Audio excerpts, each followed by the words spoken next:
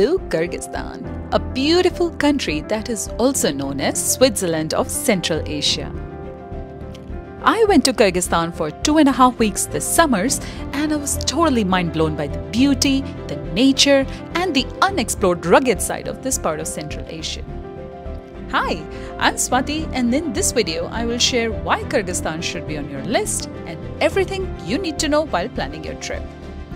First things first, where in the world is Kyrgyzstan? Well, Kyrgyzstan is a country in Central Asia which extends from the Caspian Sea in the west to the border of Western China in the east. Central Asia is comprised of 5 countries that were part of USSR or ex-Soviet Union. But why does it need to be on your list and nowhere else? Well, I have been to 52 countries in the world and visited most of the European countries, so I was looking for something unique, something different. I started reading about Central Asia and stumbled upon Kyrgyzstan. The more I looked into it, the more fascinated I became.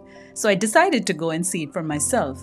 And believe me, when I say that there are so many reasons this country should be on your list, but here are my top 5. If you like to be in nature and venturing into the not yet explored part of the world, this country should be on the top of your list. You can bike, hike, horse ride for multiple days and see so much. I met a lot of people on the road from different parts of Europe who just came for the nature. It is a very safe and liberal country, especially if you're a solo traveler and a woman. No haggling, hassling, or catcalling anywhere. People were very respectful and they mind their own business. I thought I needed to dress more conservatively as it's a Muslim country, but I saw women wearing Western clothes like shorts and dresses in the capital city Bishkek and also in other couple of bigger cities. However, in smaller towns and villages, of course people dressed more modestly, but I felt completely safe in each part I traveled to. It's quite cheap to be here when you compare with places in Europe that have similar landscapes like Switzerland, Italy, Austria.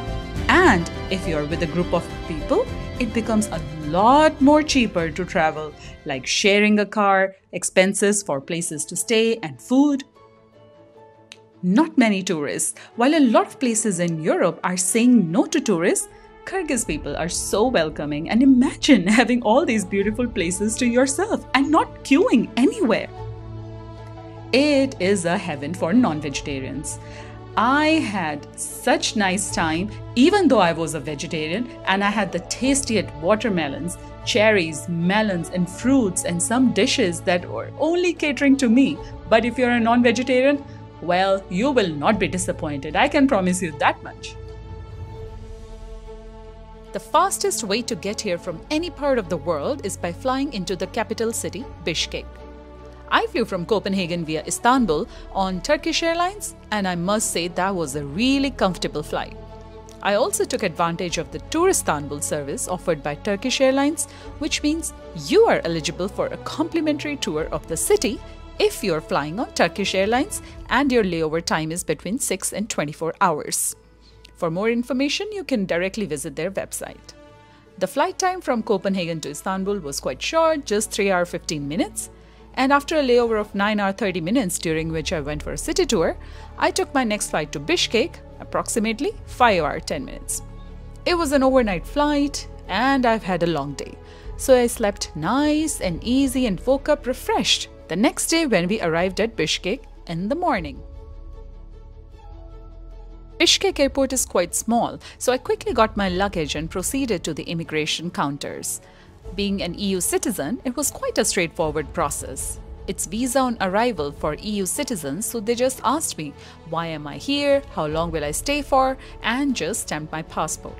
It took less than 5 minutes. For US and UK, it's the same, and for the other countries, they have an e-visa option available. But please check the official website linked in the description. It is quite a cash-heavy country, so you do need either local currency, which is soms, or US dollar, which is also accepted almost everywhere, though the conversion rates are a bit tricky to follow up on. I would suggest finding a currency conversion place in the city than the airport. I could use my MasterCard in some shops and restaurants in Bishkek, but most of the times they either ask for cash or local bank transfer. USD is the most commonly used currency here, so I will use that for reference, even though I'm from Europe. You do need a local SIM, even though in remote places you won't even get a signal. But it works in most of the places. But don't buy SIM at the airport. It is expensive, almost double the price in the city. You can easily buy a SIM in the city center at any local shop. I paid 500 soms, approximately $6 for unlimited fast internet from my Mega for 30 days, and it worked quite well. Most remote locations will have Wi-Fi via Starlink, so thank you Elon Musk, but you have to pay cash to use it. In big cities like Bishkek or Karakol, you may find people who speak English, but most of the locations you want to visit are remote, and that requires knowing either Russian or Kyrgyz language. Or use offline translate option when you don't have Wi-Fi. DeepL works better than Google Translate, so download it before you arrive here. Or do like me, hire a local guide or translator who can be your go-to person for everything. Fun fact, while interacting with locals and listening to Kyrgyz music, I found at least 15 words that are quite similar to Hindi and Urdu. That was so much fun. So first word is market. Bazar. Oh, we have the same word, bazar. Guest. Mehman. Mehman. Hotel. Mehman khana. Mehman khana. Kyrgyzstan has all the 4 seasons, so you can visit any time, but there are some places that are only accessible during summer months.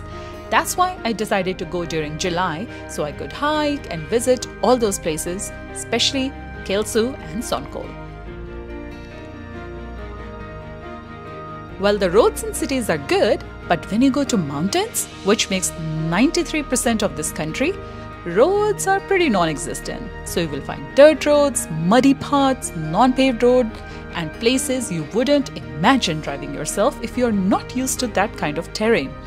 Even Google Maps don't work everywhere, so use Yandex Navigator instead. Easiest option is to hire a local driver with a car who knows these roads at the back of their hands and are quite skilled in driving on those really difficult terrains. And to go to special places like Altenarashan, you do need special kind of vehicles because normal cars won't even go there. And believe me, they do take you through crazy terrain.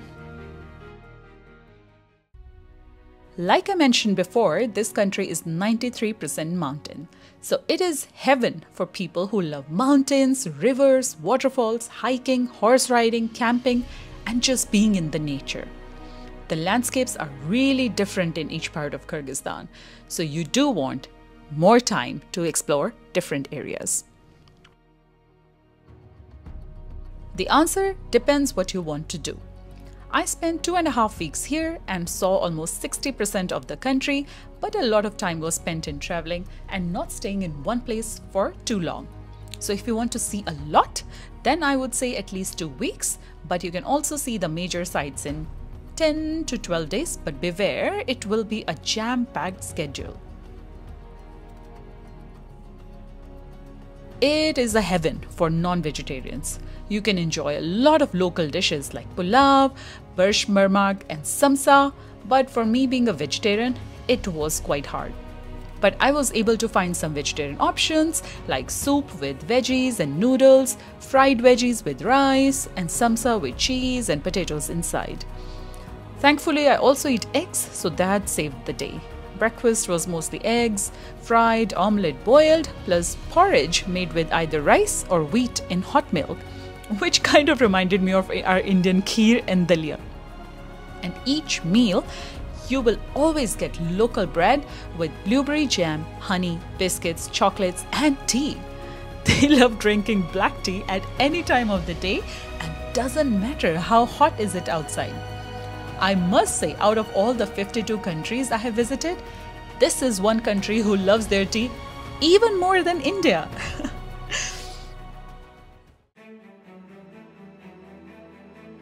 there are many options depending on your budget, places you're visiting, and what is available in there. So you can have options from hotels, hostels, guest houses in cities and smaller towns. And then you have traditional yurts in very remote places, but also options for glamping. So I hope with this video I have raised your interest in Kyrgyzstan and answered most of the practical questions. If you want to know more, write in comments and watch my next video for epic places you should not miss in Kyrgyzstan.